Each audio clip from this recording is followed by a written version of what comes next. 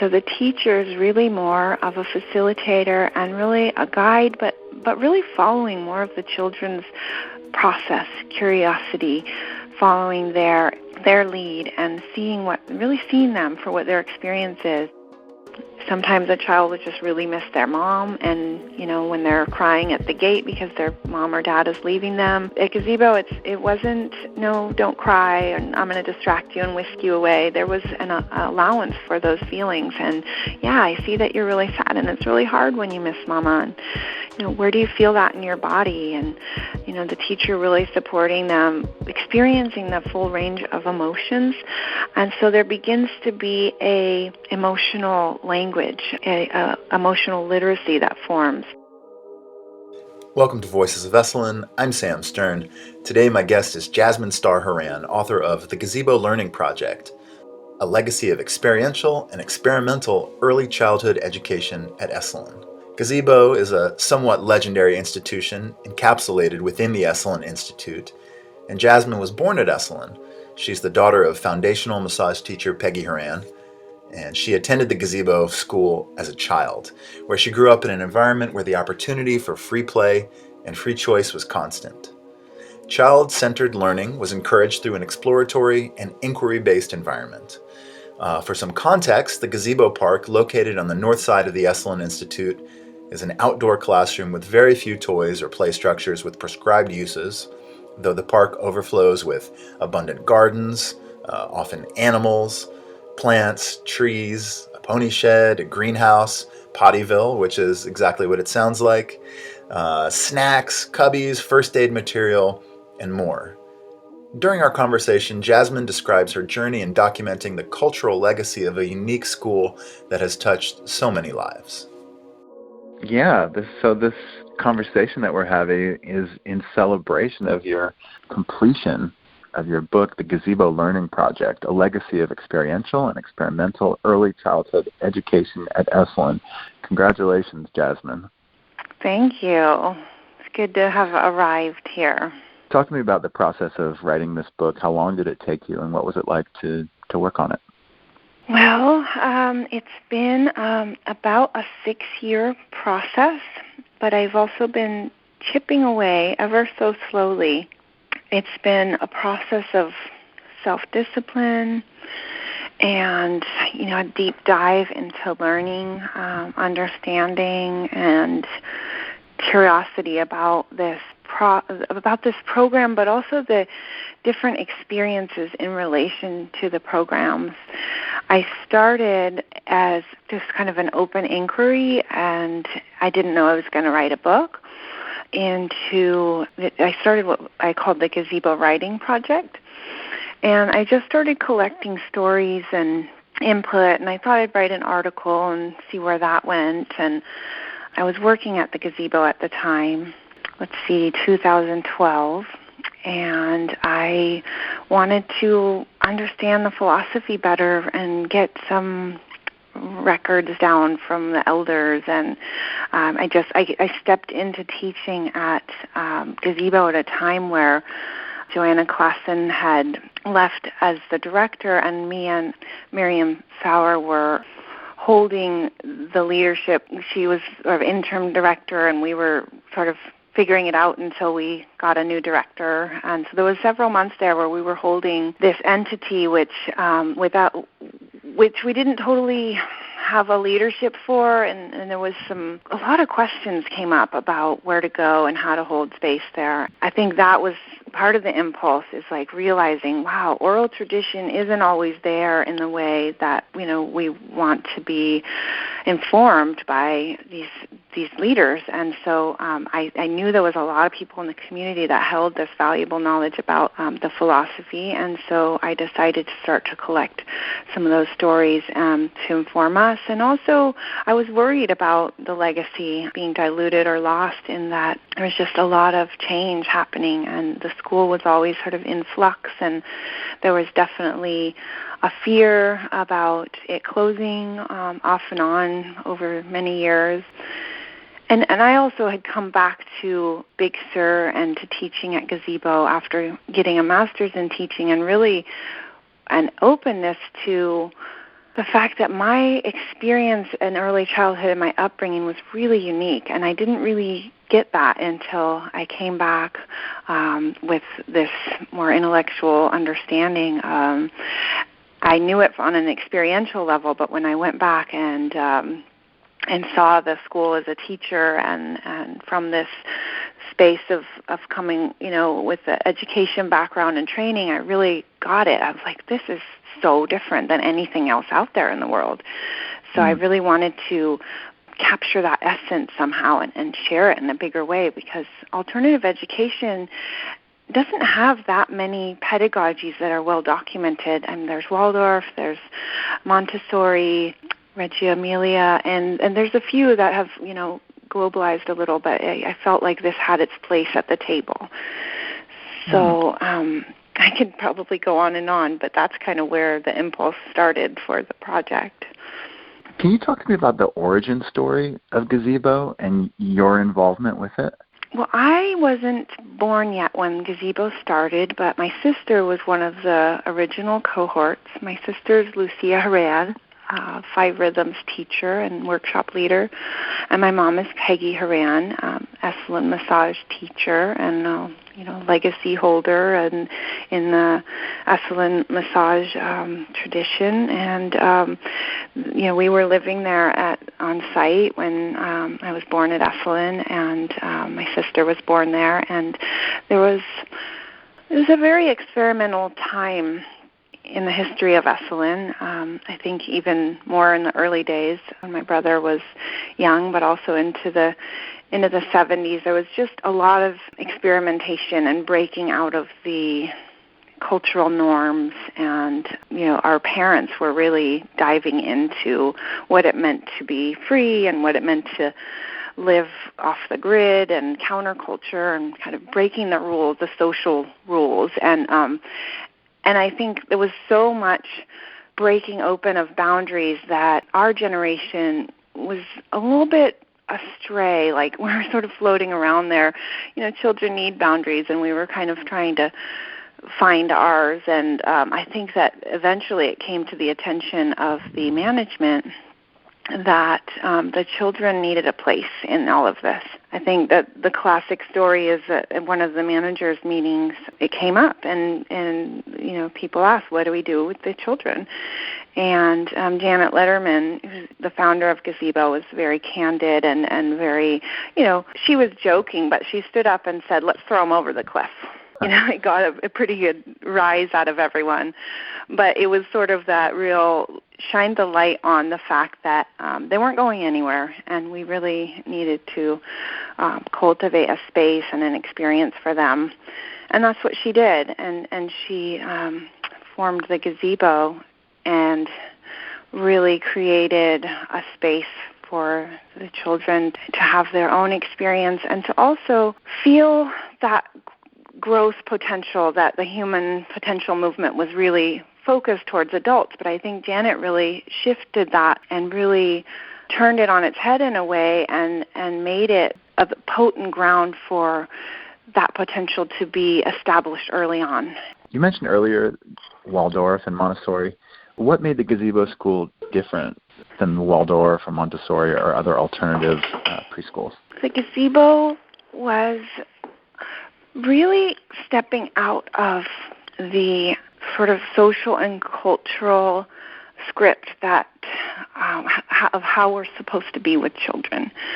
There were many things that people saw that they felt disoriented by or felt that was just really out of the norm and really uncomfortable for some people. People were not used to this, and Janet really saw working with children in a very different way. She really approached the whole early childhood phase with a different openness towards children. And I'll just get a little bit specific about how the philosophy evolved into really what I formed as these essential qualities. In order to write about it, I had to get a little bit clear on what those were. And I think that a couple of the main things were just the way that the child was seen, the view of the child, being that the child was capable of a lot more than what people really gave an opportunity for in the child's experience. Capable of responsibility, capable of calculated risk, capable of conflict resolution, self-agency, and just from the littlest things like turning on the sink and washing, hands, to the bigger things like, getting in touch with your emotions and learning to express them. I think that Janet really saw that kids were really able to do a lot more than what they were given the opportunity to do. And then also that bleeds over into the role of the teacher and how the teacher acts in response to that view of the child. So the teacher is really more of a facilitator and really a guide, but really following more of the children's process, curiosity, following their lead and seeing them for what their experience is and being able to respond and be present, but not in an imposition of the teachers here to impose our knowledge of the world, but really trusting the child's process in staying with that and just letting that be the impulse rather than the other way around. And I think that really flipped education on its head in a way. Yeah. So it sounds to me like Gazebo was framed within the context of Esalen, but it really kind of became its own organism. And now Gestalt obviously was a big part of the Esalen community, particularly in the 1970s. My question for you is, did it influence the kind of learning and teaching that was going on at Gazebo?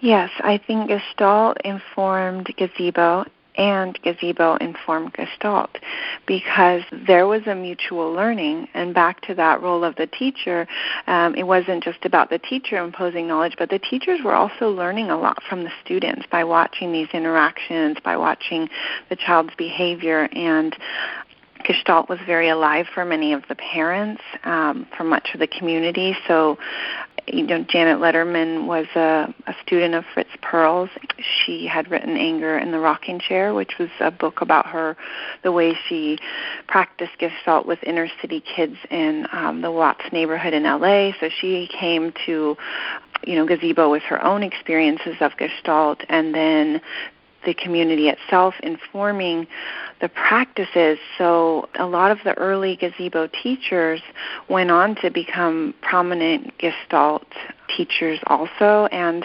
parents. So Christine Price and Dick Price, their daughter Jennifer Price was one of the first students, and Dorothy Charles was a teacher there, as well as Perry Holloman, and trying to think what other teachers came through that ended up,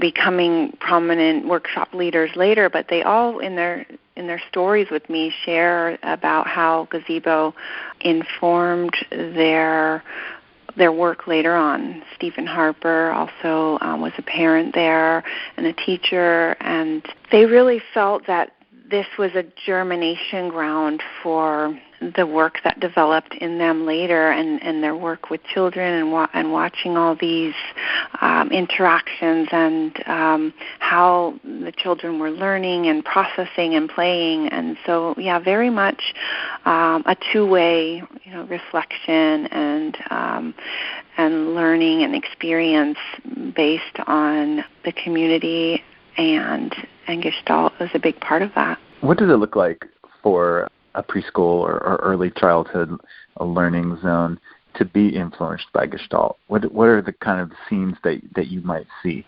Really, Gestalt is a practice. That's kind of was how I focused on with the book. So there's a fluidity in it being a practice that you implement in different ways depending on the situation. So very responsive to the moment, and that really is, where we begin with Gestalt is, in the present moment and what's arising and what are we noticing and getting curious about that. And so with Gestalt practice, I think that there's a way in which there's a saying that says the initiator is the expert on their process, on their experience. I'm not sure if I'm quoting that quite right, but if the initiator is the student, whether they're 1 or 2 or 5, there's a trust in that their process is important. And so in any given situation, it might look different, but I'll try to give you an example of how a Gestalt process might play out in the park. There's several of these in the book, different anecdotes and examples, but just let's say there's a group of kids in the sandbox, and one kid throws sand in the other kid's eyes, and the kid with sand in their eyes begins to cry. And the teacher notices this happening, moves in, comes down closer to the children's level, and they might say to the student who is hurt, "I see that you're crying." And they might say to the student that threw the sand, "Do you see that they're crying? What are you noticing about their face right now?" Provided they don't need first aid, this can be the initiation of a process in which they begin to notice each other. And the teacher begins a facilitation in which hopefully there's a completion, and it might take a while, but it's not you need to apologize now or we don't do that here. It's much more of a developing an empathy and a developing an understanding. And so some of these processes, the full experience of conflict was allowed to play out in a way that was really edgy for a lot of people that saw the gazebo philosophy for the first time. Even in the early days, physical conflict was allowed to play out. And so that's where the experiential learning comes in, of what does it mean to feel my body and feel in relationship to another body, as opposed to we don't hit, we don't throw sand, this is the rules and this is the adult saying. What does it mean to experience it? And what does it mean when my friend is crying? And how does that affect me? So there's this whole other realm of possibility in which the child feels this effect and relationship. So a lot of the Gestalt that was implemented was around that, around conflict resolution. But there's also just beginning with the self, how to tune into your own body, how to tune into your own emotions. Sometimes a child would just really miss their mom, and, when they're crying at the gate because their mom or dad is leaving them, at Gazebo, it wasn't, no, don't cry, and I'm going to distract you and whisk you away. There was an allowance for those feelings, and, yeah, I see that you're really sad, and it's really hard when you miss Mama, and, where do you feel that in your body? And, the teacher really supporting them, experiencing the full range of emotions. And so there begins to be a emotional language, emotional literacy that forms.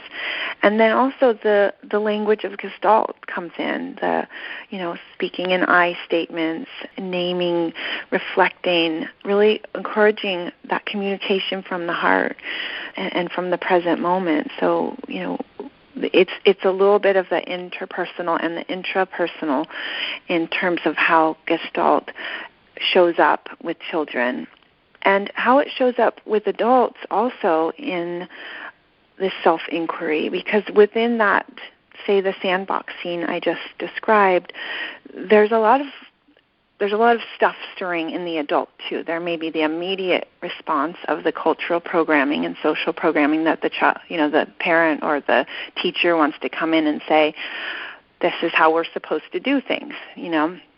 The script, again, that's normally shows up, and then for the teacher to really notice and not always act right away. Maybe they don't step in right away. Maybe they watch the interaction play out and begin to notice what it's stirring in them, and becoming curious about if that which is stirring in me is a automatic response to something that I've experienced, or if it's an appropriate response to the situation. So those aren't things that you always get to unpack in the moment, but the teachers usually had a group process in which a Gestalt facilitator came in, and they could really look deeper at what is going on for them and how these interactions with the children are triggering them and where they need to look at what's going on for them and how they can tease out what's, projecting from the past and what's really appropriate for the moment and which kids are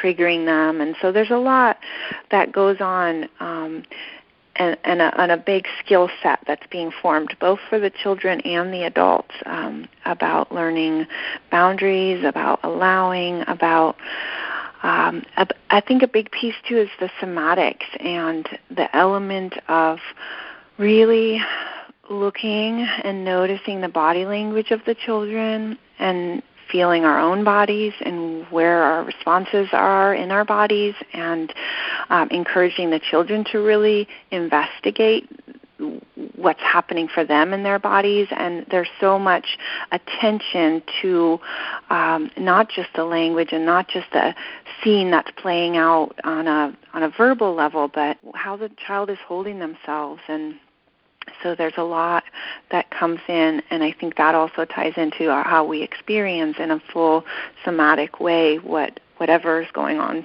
for us in the moment. Yeah, I like how you described that there's sort of a growth curve for the adults in this process as well. There's a cool quote from your mom in your book. She says, "We had our differences, too, over the crying baby thing because it was very hard for me to leave Lucia at Gazebo and hear her cry and know that the teachers weren't going to pick her up. That didn't work for me at all. I didn't understand it, and I had a lot of trouble with it." Yeah, I think that was a problem for a lot of people, not just my mom, and it continually came up. So that was a big philosophical point that was arguable for many people, and it kind of goes against our nurturing instinct. And when we see a child that falls down, there are some choices we can make about, rushing in and rescuing them from their experience. You'll notice when a child falls down, usually they're going to look up and see who's noticing and then base their response on the value that another person's noticing is giving them. So, there's that pause of, I like what Eduardo said about, it's not that we don't respond, but we don't rush to respond.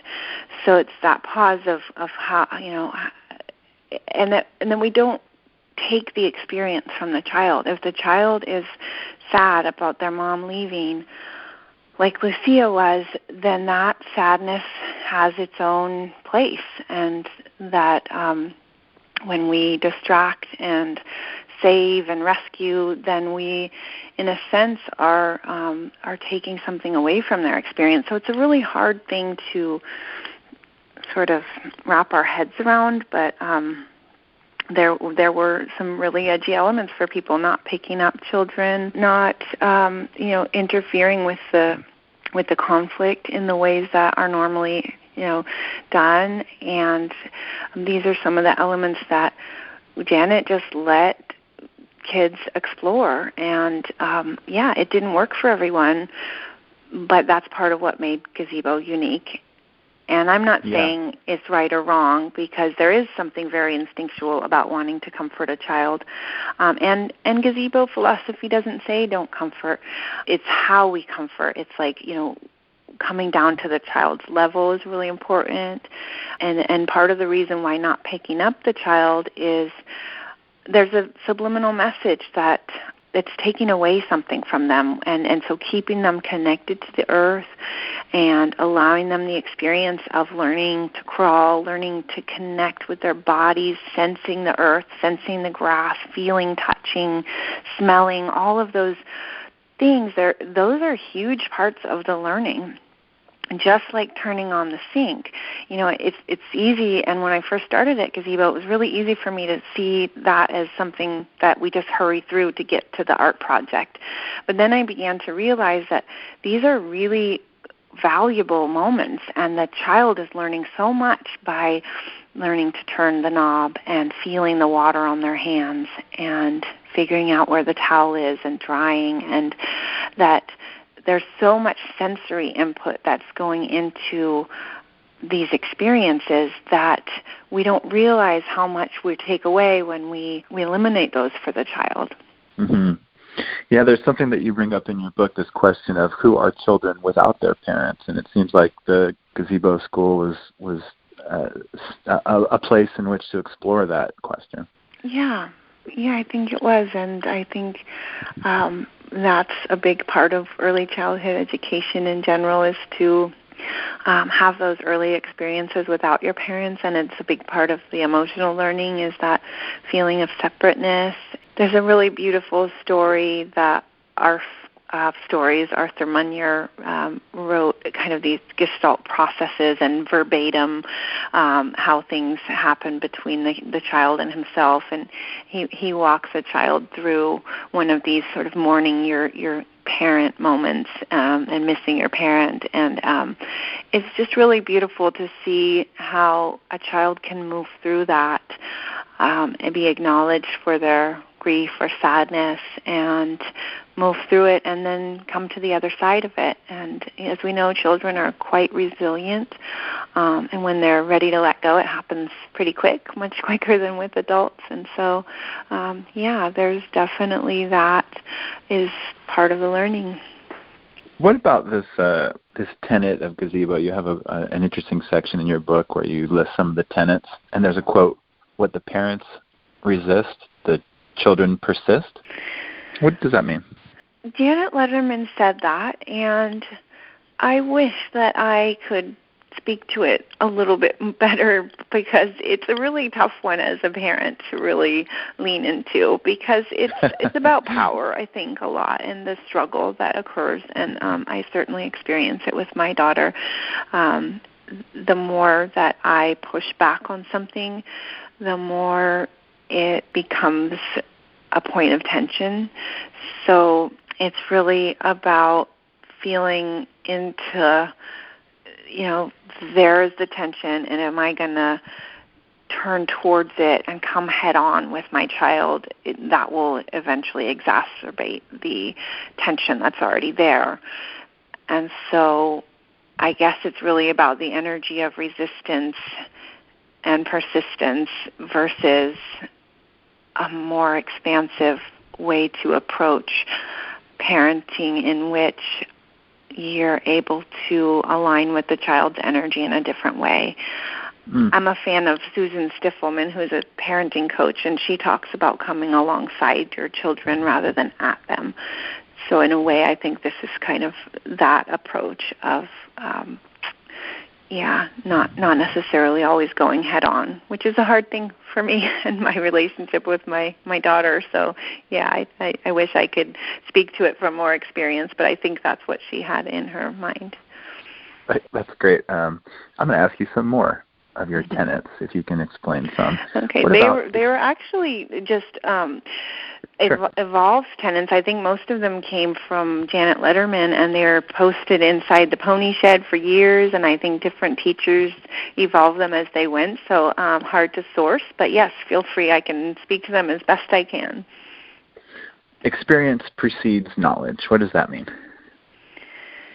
That means that when you have the experience and you're able to process something on that visceral level, on that somatic level, that you can then attribute meaning to it and based on the context of your experience, so that it's much more meaningful to have an experience and then put contextual knowledge to it, as opposed to the other way around, where you're presented a piece of knowledge and then you're supposed to have an experience based on that piece of knowledge. So it's really what I was saying earlier about Janet flipping the script on teaching and education, in that it's not about the teacher presenting a piece of information or saying, okay, here's the learning objective, that the child needs to know this. We're going to do this lesson, present this information, then the child gets some hands-on experience based on that information. So it's exactly the opposite of, here's an experience, fully embrace it, experience it, and let that entire process, whether it takes 1 minute or 2 weeks, unfold, and then begin to talk about it. And so the teacher is really paying attention in the gazebo philosophy to the child's curiosity and really letting the child deeply dive into whatever that curiosity is. And then the teacher, as they see these interests emerge, can begin to offer some more conceptual resources based on that interest. But down the line, it's not here, oh, you want like butterflies? Let's go look at the butterfly book right away. It's, wow, it's questions, it's curiosity. How does that butterfly move? I wonder where it came from. I wonder where it lives. And what are you noticing about it? And, sometimes these inquiries would become these great projects that lasted, a really long time. Like one child begins to notice the stump with the termites in it. And I remember one kid going at this stump, like an old log, and the termites were in it, and just kind of taking a tool to it. And it lasted weeks, and more kids got involved, and they sort of chiseled out this whole stump and began to learn about termites. But there was a very experiential learning happening within them, taking their hands and using tools and sort of diving into this thing. And then, later on they might learn something about termites and how they operate, or maybe they lose interest and go on to something else. But there wasn't a forced learning. It's very much about the experience. This isn't one of the tenets, but it's part of the vocabulary. It's part of the glossary of your book. What is the growing edge? So the growing edge is a term that I heard growing up around Esalen as where we are in our learning, how we are growing, what we're moving towards, where we're feeling discomfort, where we are stepping into but not quite there. It's that state between, discomfort and growing, and it really, for educators, much like the zone of proximal development that Lev Vygotsky talks about in his educational theory of there's this place in which, maybe your peers are right up here, and maybe you're right here, and maybe you were back here, but you're sort of in this little limbo of learning, of right there on the edge. It's that space of growth and discomfort and moving towards, but not quite there, and evolution of your own learning and development. No, I think you described it very well, and in fact it kind of brings it back to what you were speaking about earlier with this instinct that adults sometimes have, both parents and within the educational context, of helping the child out. And it sounds to me that if we as adults indulge that instinct to do stuff for the children, we're taking them away from that growing edge. You have an interesting quote in your book from Patrick Deuce, who said, don't help them do what they can't do. Like climbing, if a child wants to climb and they're not able to do it, don't help them. You make them dependent on the adult. The thing is to encourage them to learn how to learn, which is the same as Feldenkrais, how to support them rather than just have a preconceived script. Yeah, I think Patrick has some really interesting perceptions about the way that he saw learning and how that learning carried over into his work as with spinal awareness and based on the Feldenkrais method, and that a lot of the children through experience were doing things that he had to learn from Feldenkrais later on, all these things that were these complicated, sets of movements and things, and the child, if given the space, really instinctually knows so much and is able to do so much if they are trusted in their own inner knowing. And so, yeah, there's a lot in the book about what it means to not help, but rather support a process, but really to let the child experience it, from climbing a tree to the conflict resolution to naming their emotions. So whether it's a sort of physical ability or a more emotional literacy concept, there's definitely an importance in taking risk. And I talk about that in the book, about calculated risk, and how it's just really easy in our culture to want to remove the risks. And you see that on playgrounds today. There's just, everything is prescribed and structured, and there's, a lot of places in which, a child can do things, but not in the way that they might if they were given the opportunity for calculated risk. And that could be emotional risk or physical risk, but really allowing for that. It takes a lot of discipline on the grown-up's part to step back and say, I know there's a risk here, and I'm going to still let it play out. I have a couple more for you to go through if you so choose. Yeah. How about explaining or unpacking the term witness as it kind of applies to the Gazebo Learning Project? Yeah, I guess that's a really good question, and it's giving me pause to consider it myself. I mean, I think it's really being an observer and seeing the importance of that, the value of observing, whether you're observing your own process, your own emotions, your own presence, whether you're witnessing another person or a group dynamic. Those are all really valuable things. Like, we learn so much just from watching and from witnessing. And so that premise really began, I think, with Fritz Perls, who did these group processes, and that was unusual, I think, in the therapeutic model, and that when someone is in a group process, Perls saw the value of what people who are witnesses also gain by seeing a shift and seeing the energy shift and seeing a process come to completion. And it's the same with children. If they're in a process and they're watching another child go through an experience, or a teacher's watching, there's a intrinsic benefit to seeing that, to witnessing that, and whether it's maybe an incident where a child needs first aid. It's a good example, because I think Penny Vergay, who did the first aid program at Gazebo, really included everyone in the process of first aid. And so maybe some people had a role as a first aider. Maybe the kid fell down and scraped his knee, and a first aider could help with the Band-Aid.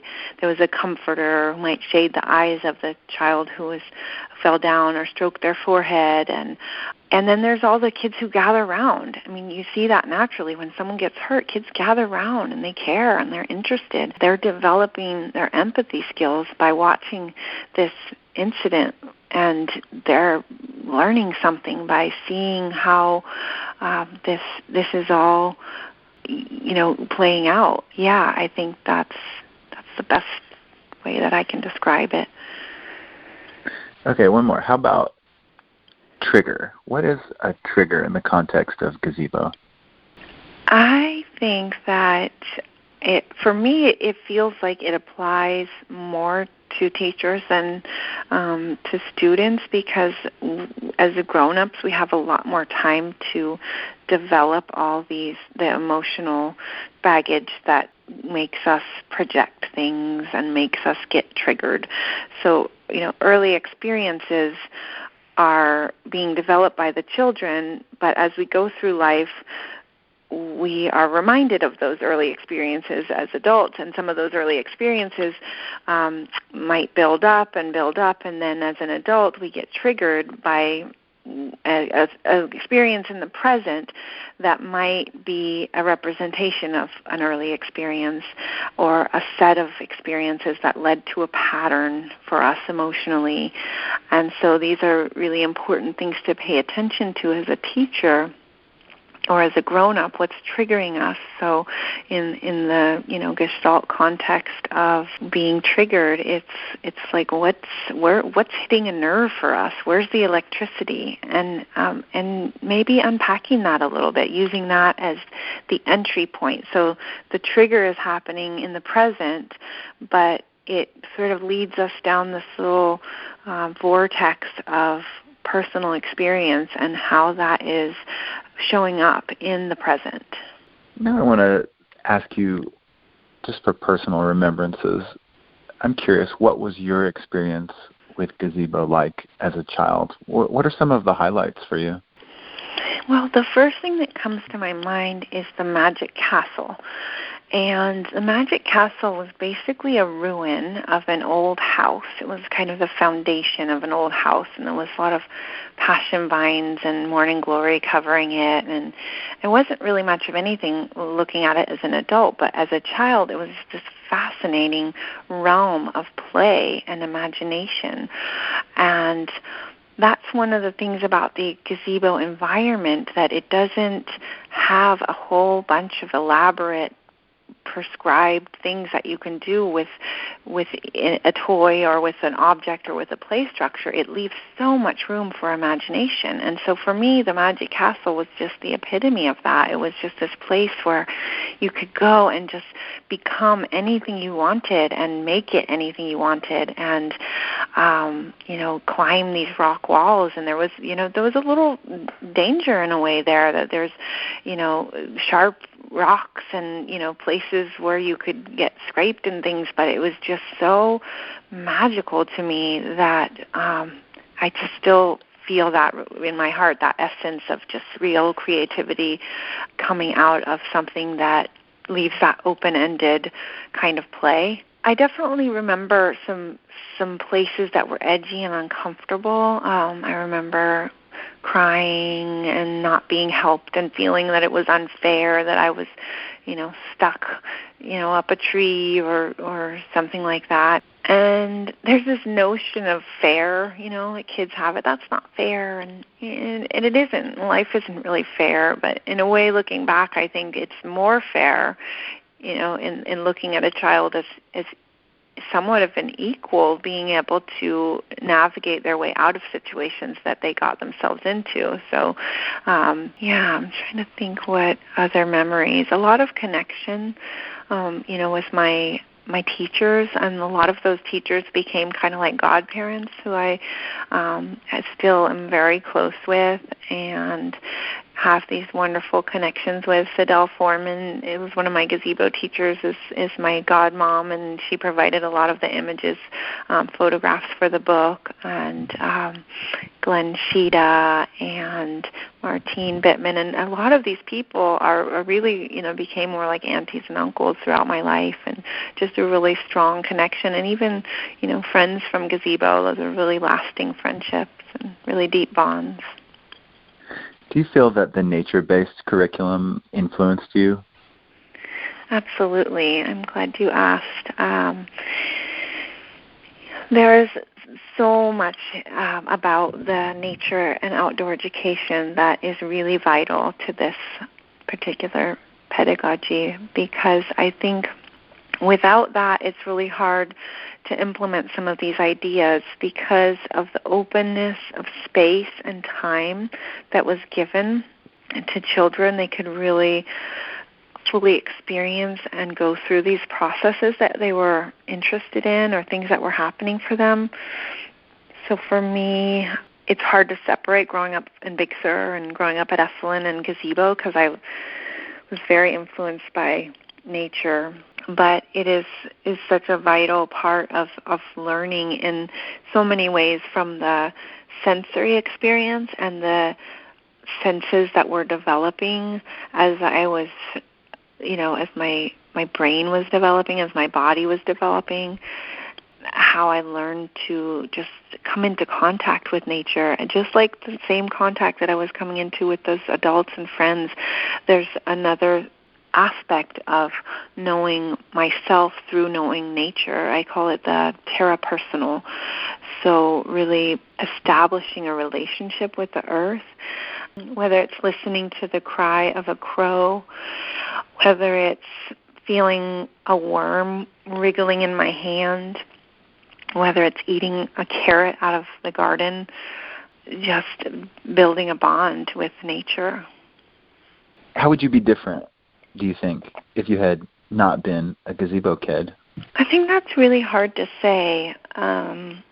Those are some questions that came up throughout the project, and Ken Dykewald asked me when he read the manuscript. He's been a big supporter of the project, and he said, how did you guys turn out? Like, what's the result? And I think because there's no real longitudinal studies on gazebo kids and how they are different, it's really hard to put my finger on that, and hard to know whether what's coming up for me now is a result of Gazebo or Esalen or my experience in Big Sur. But I can say that I feel really blessed to have had a really unique and open experience as a child and a lot of freedom. I think that's one of the things that stands out for me most, is that feeling of freedom. And I don't think every child gets to feel that free and feel like they can just play in an outdoor space with so much freedom and responsibility and just openness to really be a child. I think that's what really makes me want to promote the philosophy for educators, is just there's something so liberating for children to be able to really be children in a space that allows that. Jasmine, I think people listening to this podcast just might be interested. What is the legacy of Gazebo, both at Esalen and out in the world?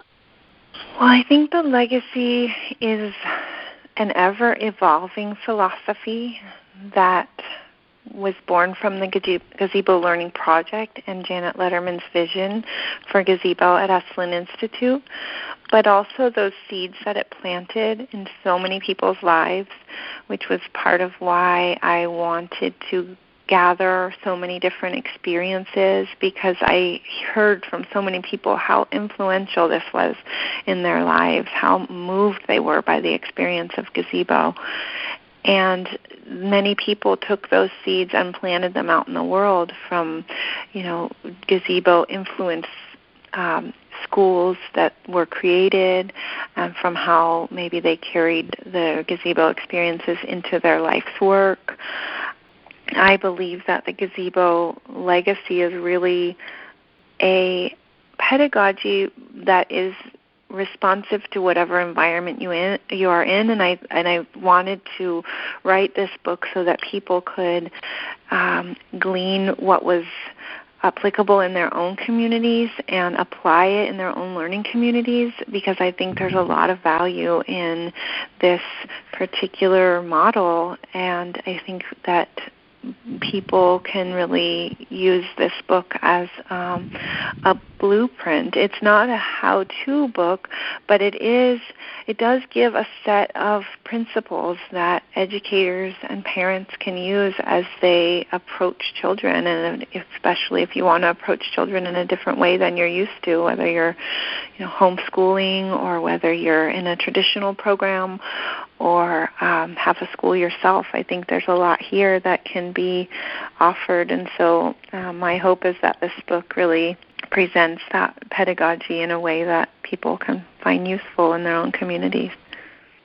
Jasmine, what about play and its importance? Yeah, I believe that play is a very integral part of early childhood education, and in this philosophy really brings to life that experiential learning.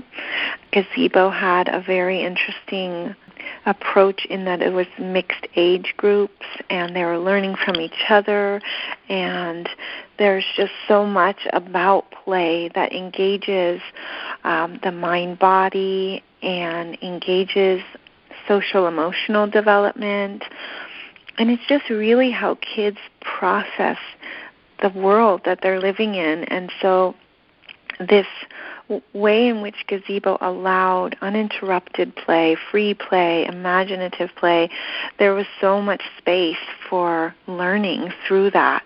And because there wasn't a strict timetable, the play could be really, really deep in one area, or they can move on if they weren't interested anymore. And so there was a real freedom and a personal power to being able to play in a way that was self-directed. And I think that that really reflects on the kind of empowerment children get from having those kinds of personal choices around their interests and being able to be student-led in that way. There's a real piece about empowerment given the options and choice to really play how they want, when they want, in a very full way. Jasmine Star Horan, thank you so much for talking with us today. Before we get off, please tell us, how can we find your book? Okay, the book is available at www.silverpeakpress.com. And you can also find me at jasmine@silverpeakpress.com. I'm happy to answer any questions or connect with you about the project. Today's show is produced in conjunction with Cheryl Frenzel, Terry Gilby, Greg Archer, Shannon Hudson, Kelly McKay, and Michelle Broderick. Our theme music is by Nico Holloman. The Esalen Institute is a nonprofit organization. Our show is made possible by your contributions.